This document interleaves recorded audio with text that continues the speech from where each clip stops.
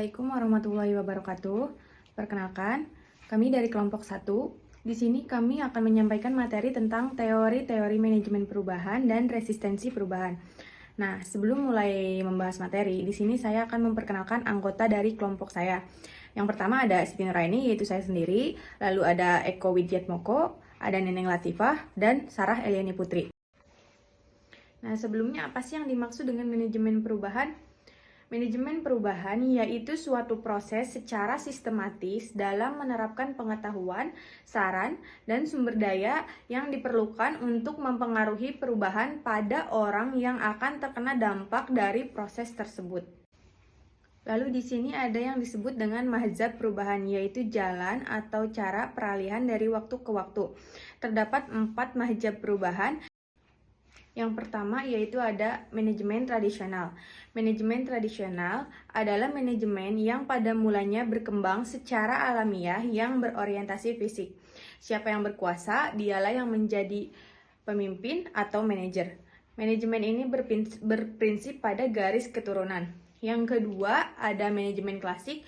Manajemen klasik timbul dari kebutuhan akan pedoman untuk mengelola organisasi yang kompleks, misalnya sebuah pabrik. Yang ketiga, ada manajemen hubungan manusiawi. Manajemen hubungan manusiawi adalah teori yang menggambarkan cara-cara bagaimana manajer berhubungan dengan bawahannya. Aliran ini muncul karena manajer mendapati bahwa pendekatan klasik tidak dapat dicapai dengan keserasian sempurna. Masih terdapat kesulitan di mana bawahan tidak selalu mengikuti pola tingkah laku rasional dan dapat diduga. Aliran ini digunakan untuk memperkuat aliran klasik, yaitu dengan menambahkan wawasan sosial dan psikologi. Yang keempat adalah manajemen modern. Manajemen modern adalah perluasan dari manajemen ilmiah. Manajemen modern berkembang sejak tahun 1940-an dan banyak menggunakan manajemen sains atau manajemen operasi sebagai pendekatan ilmu manajemen yang banyak menggunakan ilmu matematika dan fisika untuk memecahkan masalah operasional. Assalamualaikum warahmatullahi wabarakatuh. Perkenalkan, nama saya Sarah Eliani Putri. Saya dari kelompok 1. Saya akan menjelaskan materi tentang teori dan model perubahan.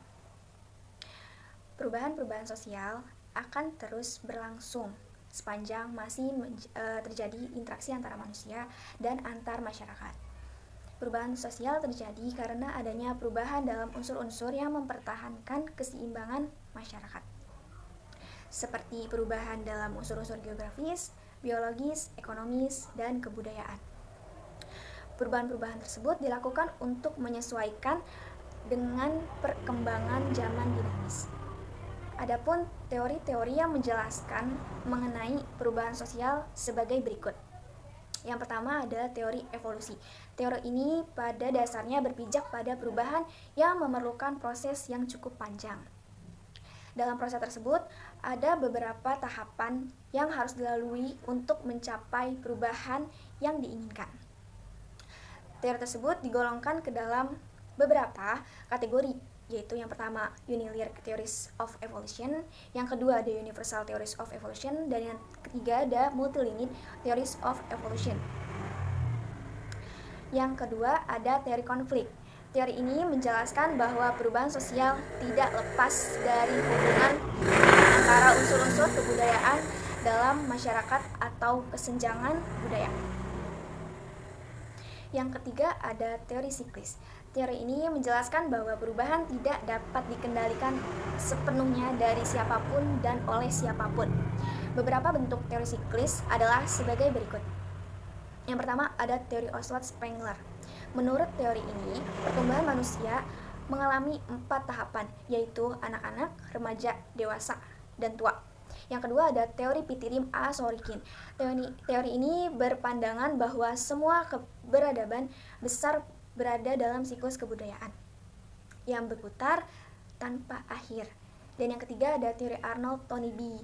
Teori ini menilai bahwa peradaban besar berada dalam siklus kelahiran, pertumbuhan, keruntuhan, dan akhirnya kematian. Model perubahan yang pertama ada model perubahan Kurt Lewin. pada tahun 1951. Teori Kotlovin disebut sebagai model force field. Konsepnya diklasifikasikan sebagai power model karena mengedepankan kekuatan-kekuatan dan penekanan. Ada 3 tahap untuk mengambil inisiatif, mengelola, dan menstabilkan proses perubahan, yaitu yang pertama ada pencarian atau unfreezing. Pencarian merupakan tahap pertama yang fokus pada penciptaan motivasi untuk berubah. Yang kedua ada changing atau moving. Changing atau moving merupakan tahap belajar, di mana karyawan diberi informasi baru, model perilaku, atau cara baru dalam melihat sesuatu. Dan yang terakhir ada pembekuan kembali atau yang biasa disebut rephrasing. Rephrasing merupakan tahap di mana perubahan yang terjadi distabilkan dengan membantu karyawan mengintegrasikan perilaku dan sikap yang telah berubah ke dalam cara yang normal untuk melakukan sesuatu. Model perubahan selanjutnya yaitu model perubahan Tyagi tahun 2001. Model ini beranggapan bahwa model Lewin tidak lengkap karena tidak menyangkut beberapa masalah penting. Model Lewin hanya menyangkut masalah SDM saja atau sumber daya manusia saja. Berikut beberapa komponen sistem dalam proses perubahan. Pertama, adanya kekuasaan untuk melakukan perubahan. Kedua, mengenal dan mendefinisikan masalah. Ketiga, proses penyelesaian masalah. Keempat, mengimplementasikan masalah. Kelima, mengukur, mengevaluasi, dan mengontrol hasil. Model perubahan yang ketiga yaitu model Kriter and Knicky. Pendekatan sistem ini yaitu kerangka kerja perubahan organisasi terdiri dari input, target element of change, dan output. Pertama yaitu input. Input merupakan pendorong bagi terjadinya proses perubahan yang di dalamnya terkandung unsur masukan internal dan eksternal. Yang keduanya memiliki kekuatan, kelemahan, dan tantangan. Kedua yaitu target element of change. Nah, ini mencerminkan elemen di dalam organisasi yang dilakukan dalam proses perubahan. Sasaran perubahannya diarahkan pada pertama pengaturan organisasi, yaitu meliputi kebijakan, prosedur, peran, struktur, rewards, dan pengaturan fisik atau physical setting. Dan yang kedua yaitu penetapan tujuan, yaitu meliputi pengaturan tujuan, prioritas, standar, sumber daya, keterkaitan di seluruh organisasi. Yang ketiga yaitu faktor sosial, yaitu meliputi budaya organisasi atau organization culture. Yang kedua proses grup. Yang ketiga interaksi antar pribadi atau interpersonal interaction. Dan yang ketiga itu communication kepemimpinan atau komunikasi leadership. Yang keempat ada metode yaitu desain kerja dan teknologi. Yang terakhir yaitu ada output, merupakan hasil akhir yang diinginkan dari suatu perubahan. Hasil perubahan dapat diukur pada beberapa tujuan, baik pada tingkat organisasional, tingkat kelompok, maupun tingkat individu. Nah, yang terakhir yaitu model perubahan Barnes pada tahun 2000. Ada 3 macam model perubahan yang dikelompokkan berdasarkan frekuensi dan besaran perubahannya.